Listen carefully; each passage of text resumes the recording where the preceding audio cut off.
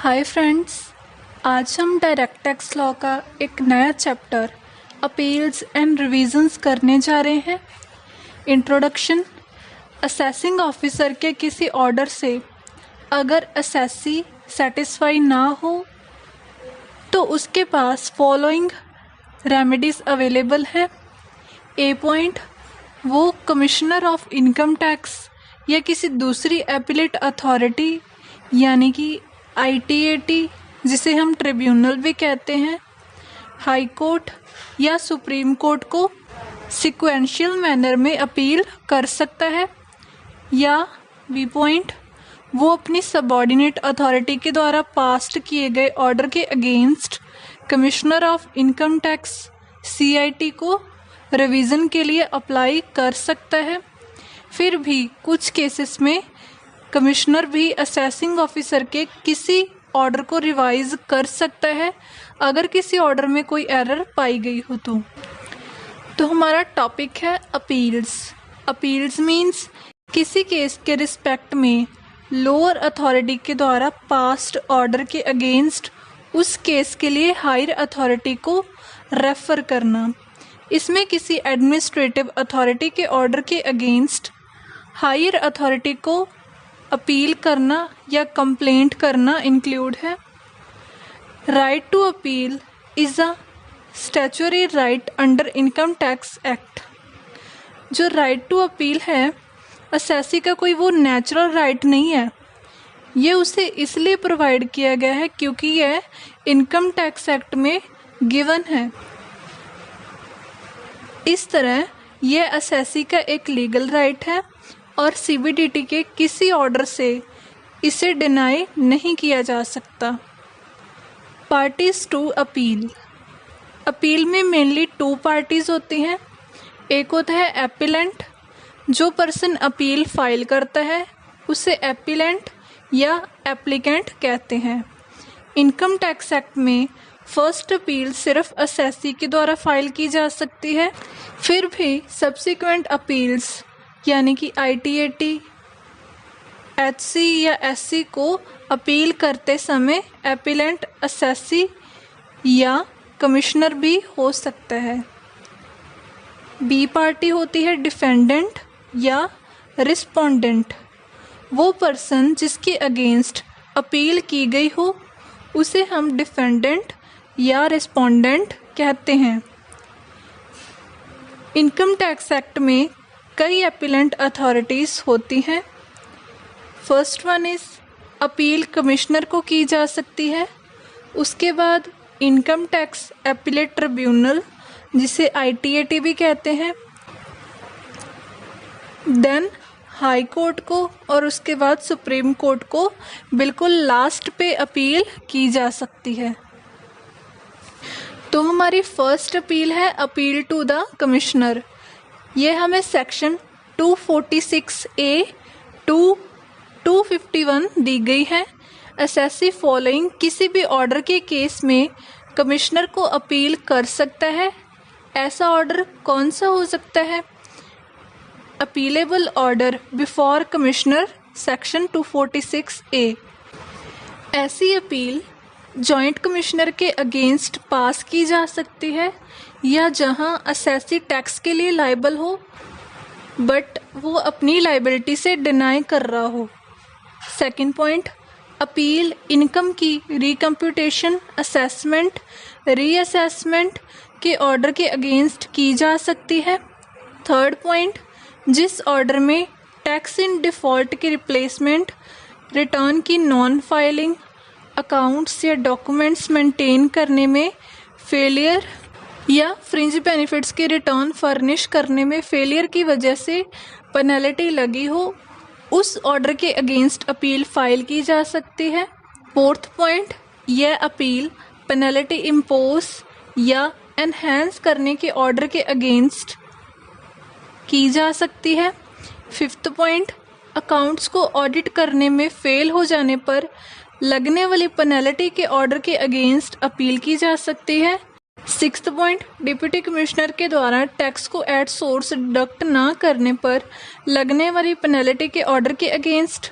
Seventh point, deputy commissioner के द्वारा sign करने या क्वेश्चंस के आंसर देने में फेल हो जाने पर लगने वाली पेनल्टी के ऑर्डर के अगेंस्ट यह अपील की जा सकती है। नाउ इसका सेकंड पॉइंट है form of appeal, fee and time limit, section 249। First point, appeal का प्रेस्क्राइब्ड फॉर्म नंबर 35 में मेड होना और प्रेस्क्राइब्ड मैनर में वेरीफाई होना ज़रूरी है। सेकंड पॉइंट, अपील में फॉलोइंग रेट्स पे फीस की पेमेंट की जाती है। एक क्लॉज है जहां पर असेसिंग ऑफिसर के द्वारा कंप्यूटेड की गई असेसी की टोटल इनकम 1 लाख तक हो तो उस केस में फ़ी होगी 250 रुपीज़। बी क्लॉज, अगर असेसिंग ऑफिसर के द्वारा कंप्यूट की गई असेसी की total income 1 lakh to 2 lakh हो तो उस समय फीस होगी 500। सी क्लॉज, अगर असेसी की टोटल इनकम ₹2 लाख से एक्सीड कर रही हो तो उस केस में फ़ी होगी 1000। डी क्लॉज, अगर ये मैटर ए, बी और सी, हमने जो ऊपर 3 क्लॉज पढ़ी ना, उनमें कवर ना हो रहा हो तो उस केस में फ़ी होगी 250 रुपीज़। थर्ड पॉइंट है अपील प्रेस्क्राइब्ड फॉर्म में प्रेजेंट और वेरीफाइड होनी चाहिए और within 30 days of following dates apply की जानी चाहिए। उस डेट से जब असेसी को एप्लीकेशन मेड की गई हो और उस डेट से जब टैक्स डिडक्शन हुई हो। अगर कमिश्नर चाहे तो 30 डेज के टाइम पीरियड की एक्सपायरी के बाद भी अपील को एडमिट कर सकता है। बस उसके लिए एपिलेंट के पास विद इन पीरियड अपील ना करने के लिए सफिशिएंट रीज़न होना चाहिए जो कि कमिश्नर को सेटिस्फाई लगे। Now pre requisites for appeal. Appeal file करते समय वो तब तक फाइल नहीं की जा सकती जब तक ए पॉइंट असेसी रिटर्न फाइल नहीं कर देता और उसकी इनकम पे ड्यू टैक्स को वो पे नहीं कर देता, या बी पॉइंट जहां पर असेसी के द्वारा रिटर्न फाइल नहीं की गई हो और असेसी टैक्स की अमाउंट पे कर देता है। इन दोनों केसेस में असेसी अपील कर सकता है। यह भी बताया गया है कि एपिलेंट के द्वारा डिप्टी कमिश्नर को अपील के समय उसका रीज़न भी एप्लीकेशन में इन रिटर्न दिया जाना चाहिए कि वे क्यों अपील कर रहा है और उसे असेसिंग ऑफिसर का ऑर्डर क्यों सेटिस्फाइंग नहीं लगा। नाउ फोर्थ पॉइंट है procedure in appeal, section 250। First point, section 250 subsection 1 में कमिश्नर अपील सुनने के लिए एक डे और प्लेस फिक्स कर देता है और उसका नोट एपिलेंट को और इनकम टैक्स ऑफिसर को भी भेज देता है जिसके अगेंस्ट अपील की गई हो। सेकंड पॉइंट, फॉलोइंग पर्सन्स के पास अपील के समय सुने जाने का राइट है, यानी कि हियरिंग अपॉर्चुनिटी है। पहली तो एपिलेंट के पास, चाहे वो खुद हो या उसका ऑथराइज्ड रिप्रेजेंटेटिव, यानी कि ज़रूरी नहीं है कि एपिलेंट खुद आए, वो अपना कोई ऑथराइज्ड रिप्रेजेंटेटिव भी भेज सकता है, यानी कि लॉयर भी भेज सकता है या किसी और पर्सन को भी। और बी पर्सन कौन हो सकता है? Assessing officer. वो पर्सन खुद भी हो सकता है या उसका भी ऑथराइज्ड रिप्रेजेंटेटिव हियरिंग के लिए जा सकता है। थर्ड पॉइंट, कमिश्नर के पास हियरिंग को टाइम टू टाइम एडजर्न करने की पावर भी है। एडजर्न मीन्स जैसे कोर्ट केस में तारीख नहीं डाल देते भी आपको नेक्स्ट डेट पे हियरिंग के लिए आना है, उसी तरह अपील में भी ऐसा ही होता है कि उसकी हियरिंग को भी एडजर्न किया जा सकता है, यानी कि किसी और दिन भी उसे सुना जा सकता है। फोर्थ पॉइंट, कमिश्नर किसी अपील को डिस्पोज ऑफ भी कर सकता है या उस पर फर्दर इंक्वायरी भी कर सकता है जैसा उसे ठीक लगे, और वो उस अपील के रिजल्ट को रिपोर्ट भी करेगा। अपील की हियरिंग के समय कमिश्नर एपिलेंट को अपील में स्पेसिफाइड ग्राउंड के बाहर जाने के लिए भी अलो कर सकता है। अगर कमिश्नर उस ग्राउंड ऑफ अपील से सेटिस्फाइड हो तभी। 6th पॉइंट, किसी अपील को डिस्पोज करने का ऑर्डर कमिश्नर रिटन में देगा जिसमें पॉइंट ऑफ डिटर्मिनेशन, डिसीजन और रीज़न फॉर डिसीजन दिया गया हो। 7th पॉइंट, अपील को डिसाइड करने के पीरियड की लिमिटेशन, जब कोई पर्सन अपील करता है तो उसके फाइनेंशियल ईयर के एंड होने से विद इन 1 ईयर अपील पे डिसीजन दिया जाना ज़रूरी है। Now 5th point is powers of commissioner, section 251। Appeal को डिस्पोज ऑफ करने में कमिश्नर के पास फॉलोइंग पावर्स होती हैं। वो असेसमेंट को कंफर्म, रिड्यूस, एनहेंस या एनुअल कर सकता है। 2nd पॉइंट, इम्पोज की गई पेनल्टी को कंफर्म, कैंसल, एनहेंस या रिड्यूस करना। 3rd पॉइंट, किसी भी दूसरे केस में अपील में ऐसे ऑर्डर्स पास करना जो उसे ठीक लगे। कमिश्नर एपिलेंट को हियरिंग की अपॉर्चुनिटी दिए बिना उसकी टैक्स लायबिलिटी या पेनल्टी को एनहेंस करने या रिफंड करने की अमाउंट को रिड्यूस करने का ऑर्डर पास नहीं कर सकता। ये हो गई हमारी फर्स्ट अथॉरिटी। अब हमारी सेकंड अथॉरिटी है appeal to appellate tribunal, section 252 to 255। Appellate tribunal, अगर असेसी कमिश्नर के द्वारा पास्ट ऑर्डर से सेटिस्फाई ना हो तो वो सेकंड अपील सेक्शन 253 के अंडर हायर अथॉरिटी, जिसे एपिलेट ट्रिब्यूनल कहते हैं, उसको अपील फाइल करेगा। फैक्ट के क्वेश्चन पे ट्रिब्यूनल फाइनल अथॉरिटी है। On a question of fact tribunal के डिसीजन को डिस्टर्ब नहीं किया जा सकता। अब ये क्वेश्चन ऑफ फैक्ट क्या होता है? मान लीजिए कोई भी केस है, अगर उसे किसी एविडेंस के बेसिस पे सॉल्व किया जा सकता हो ना, तो उसे क्वेश्चन ऑफ फैक्ट कहते हैं। जैसे कि यानी कि किसी चीज़ का बिल अवेलेबल हो या उसका कोई पर्सन ही प्रूफ हो कि उसे पता हो कि यह ट्रांजैक्शन उस समय हुई है या नहीं, यह सभी एविडेंस के बेसिस हैं। अगर इनके बेसिस पे डिसीजन लिया जा सकता हो तो ट्रिब्यूनल उसके लिए फाइनल अथॉरिटी है। उसके बाद अगर कोई भी अपील जाएगी तो सिर्फ वो क्वेश्चन ऑफ लॉ पे ही जाएगी। वो मैं आपको बाद में बताऊंगी कि क्वेश्चन ऑफ लॉ क्या होता है। फिलहाल आप क्वेश्चन ऑफ फैक्ट पे ध्यान दीजिए। क्वेश्चन ऑफ फैक्ट पे लास्ट अपील सिर्फ ट्रिब्यूनल को ही की जा सकती है। Now constitution of tribunal, section 252, यानी कि ट्रिब्यूनल बनती कैसे है। ट्रिब्यूनल सेंट्रल गवर्नमेंट के द्वारा बनाई जाएगी और इसमें कई जुडिशियल और अकाउंटेंट मेंबर्स होंगे।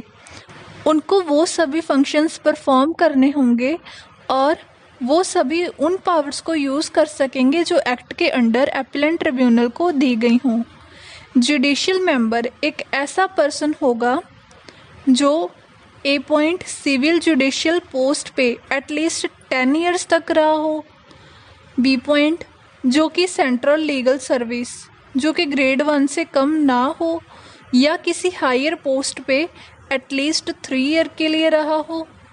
सी पॉइंट जो कि 10 ईयर्स के लिए प्रैक्टिसिंग लॉयर हो। 10 ईयर्स के एक्सपीरियंस को काउंट करने के लिए एडवोकेट और सिविल जुडिशियल के पीरियड ऑफ सर्विस को एग्रीगेट किया जा सकता है। यह सभी जुडिशियल मेंबर बनने के लिए क्वालिफिकेशन हो सकती हैं। नाउ अब अकाउंटेंट मेंबर कौन होगा? अकाउंटेंट मेंबर या तो चार्टर्ड अकाउंट एक्ट 1949 के अंडर एटलीस्ट 10 ईयर्स के लिए प्रैक्टिस करने वाला चार्टर्ड अकाउंटेंट हो सकता है, या वो इनकम टैक्स का कमिश्नर या किसी और हायर पोस्ट पे एटलीस्ट 3 ईयर्स के लिए काम करने वाला पर्सन हो सकता है। नॉर्मली एपिलेट ट्रिब्यूनल के जुडिशियल मेंबर को ही सेंट्रल गवर्नमेंट के द्वारा ऐसा प्रेसिडेंट अपॉइंट किया जाएगा, क्योंकि उसे लॉ के बारे में सब कुछ पता होता है। इसलिए सेंट्रल गवर्नमेंट एक या एक से ज़्यादा मेंबर्स को भी ट्रिब्यूनल का ऐसा वाइस प्रेसिडेंट अपॉइंट कर सकती है और वाइस प्रेसिडेंट वो सभी पावर्स यूज़ कर सकते हैं और फंक्शंस परफॉर्म कर सकते हैं जो प्रेसिडेंट उनको रिटन ऑर्डर में डेलीगेट करेगा या उनको प्रोवाइड करेगा। Third point, appealable orders. अब यहाँ पे कौन से ऑर्डर्स पे अपील की जा सकती है? सेक्शन 253, एसएससी फॉलोइंग मैटर्स के केस में अपीलेट ट्रिब्यूनल को अपील कर सकता है। उसमें कोई एसएससी कमिश्नर के ऑर्डर के अगेंस्ट ट्रिब्यूनल को अपील करता है। अब ए पॉइंट, कमिश्नर के द्वारा पास किए गए फॉलोइंग ऑर्डर के अगेंस्ट अपील की जा सकती है। फर्स्ट, मिस्टेक को रेटिफाई करना। सेकंड, अपील पे दिया गया डिसीजन के अगेंस्ट। थर्ड, पेनल्टी के ऑर्डर के अगेंस्ट। बी पॉइंट, अगर कोई ऑर्डर जो असेसिंग ऑफिसर के द्वारा पास किया गया हो। सी पॉइंट, चीफ कमिश्नर या डायरेक्टर जनरल के द्वारा पास्ट ऑर्डर के against. D point, prescribed authority के द्वारा पास्ट ऑर्डर के अगेंस्ट। अगर अपील, ये जो सेकंड अपील होती है ना, ये कमिश्नर खुद भी कर सकता है। अगर अपील कमिश्नर के द्वारा फाइल की जा रही हो ना, तो बोर्ड ने यह डायरेक्शन इशू की है कि ऐसी अपील सिर्फ तभी फाइल होगी अगर उसका टैक्स इफेक्ट 10 लाख या उससे ज़्यादा हो। Now form, fee and time limit of appeal. Section 253, assessee या असेसिंग ऑफिसर पिछली अपील के ऑर्डर के कम्युनिकेट होने वाले days within period of 30 days appellant tribunal को अपील कर सकता है। फर्स्ट पॉइंट, अगर असेसिंग ऑफिसर के द्वारा कंप्यूट की गई असेसी की इनकम 1 लाख तक हो, उस समय फ़ी कितनी होगी? 500। और अगर total income 1 lakh to 2 lakh हो तो फ़ी होगी 1500। बट अगर ये अपील डिपार्टमेंट की रेफरेंस पे की गई हो तो उस समय कोई फ़ीस नहीं होगी।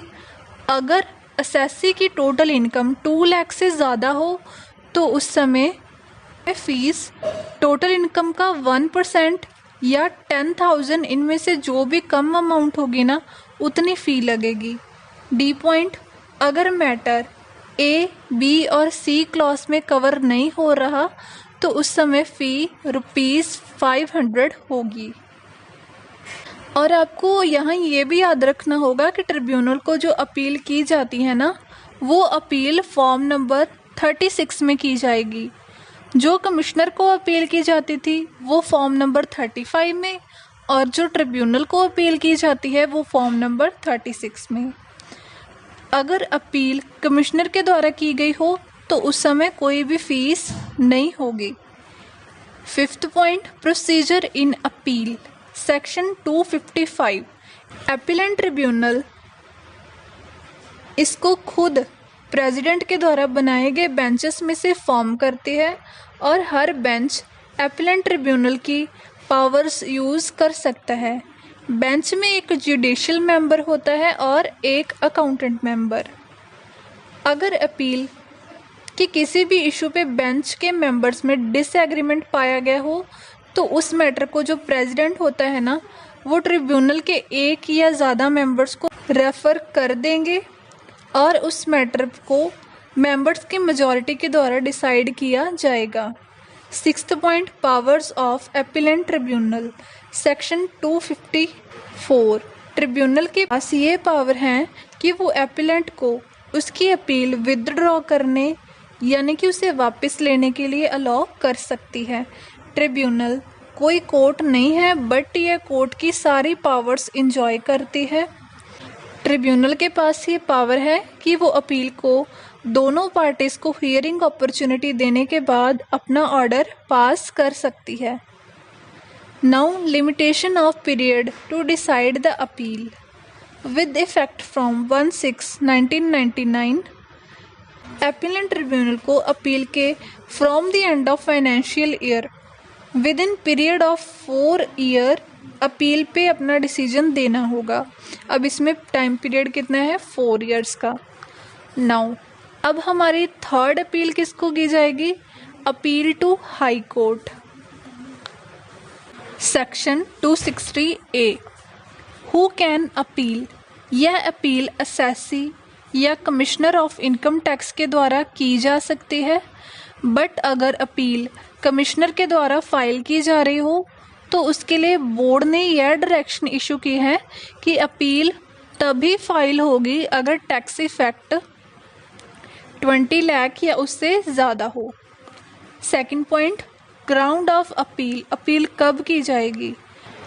अगर कोई पर्सन ट्रिब्यूनल के डिसीजन से सेटिस्फाई ना हो तो वो हाई कोर्ट में अपील कर सकता है। अपील को हाई कोर्ट तभी एडमिट करेगी अगर हाई कोर्ट इससे सेटिस्फाई हो कि केस में substantial question of law involve है।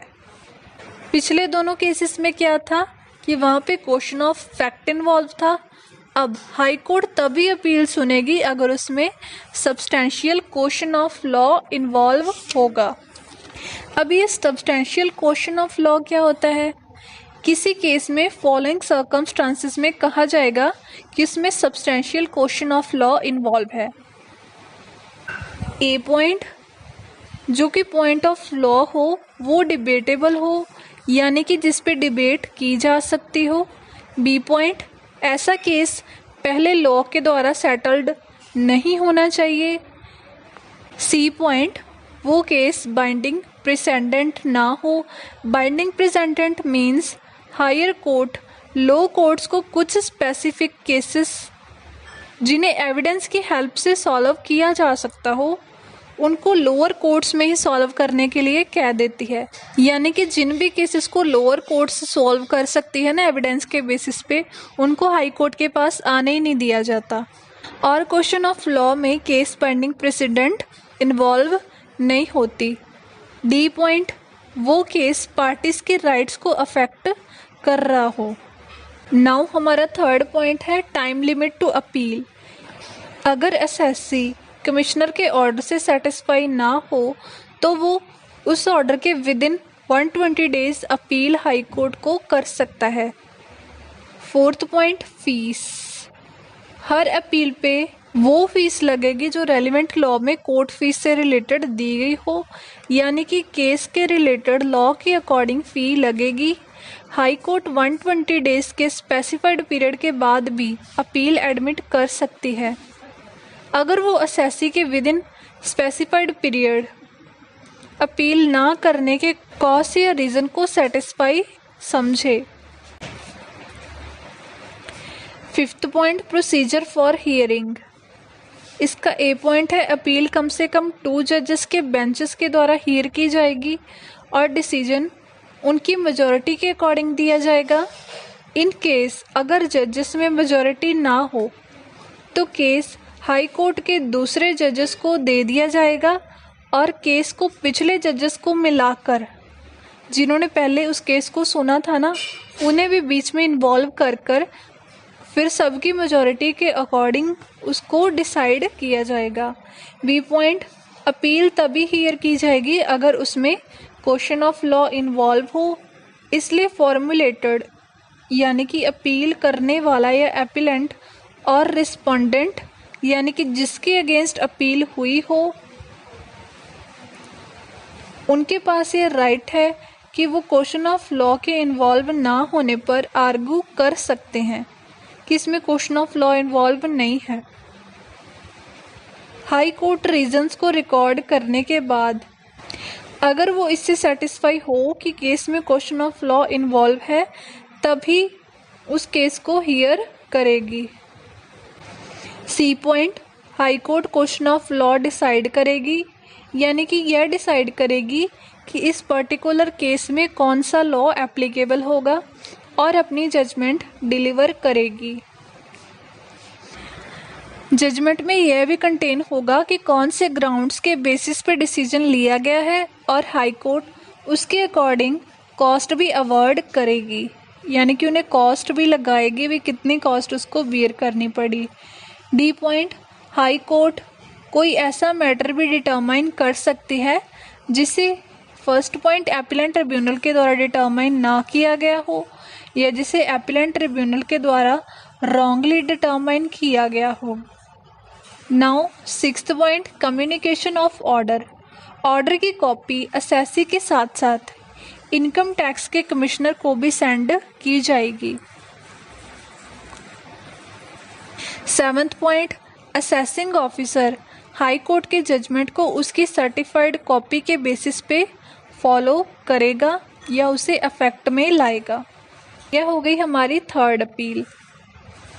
अब हमारी फोर्थ अपील है अपील टू सुप्रीम कोर्ट। अगर कोई अपीलेंट या अपील करने वाला हाई कोर्ट के जजमेंट से भी सेटिस्फाई ना हो तो उस केस में सुप्रीम कोर्ट को अपील की जा सकती है, बट अपील करने से पहले वो केस हाई कोर्ट के द्वारा फिट केस होना चाहिए, यानी कि उसमें क्वेश्चन ऑफ लॉ इन्वॉल्व होना चाहिए।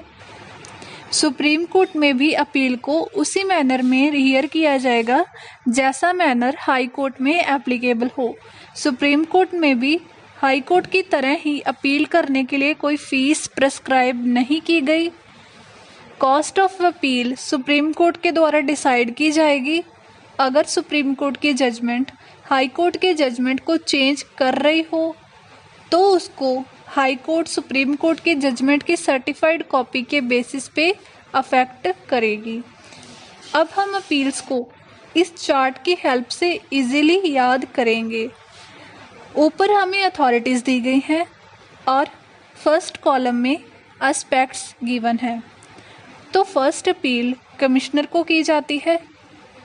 एपीलेंट यानी कि अपील करने वाला सिर्फ असेसी होता है। एप्लीकेबल ऑर्डर यानी कि अपील असेसिंग ऑफिसर के ऑर्डर के अगेंस्ट होगी। अपील को असेसिंग ऑफिसर के ऑर्डर के विद इन 30 डेज उस अपील को कमिश्नर को फाइल करना होगा। इस केस में फ़ीस ₹250 से लेकर 1000 तक हो सकती है। अब आप ये वीडियो को पीछे करके इसको डिटेल में पढ़ लेना कि कौन सी इनकम में कितनी फ़ीस लगेगी। अपील फॉर्म नंबर 35 में की जाएगी। अपील को विद इन 1 ईयर कमिश्नर के द्वारा डिस्पोज ऑफ किया जाना ज़रूरी है।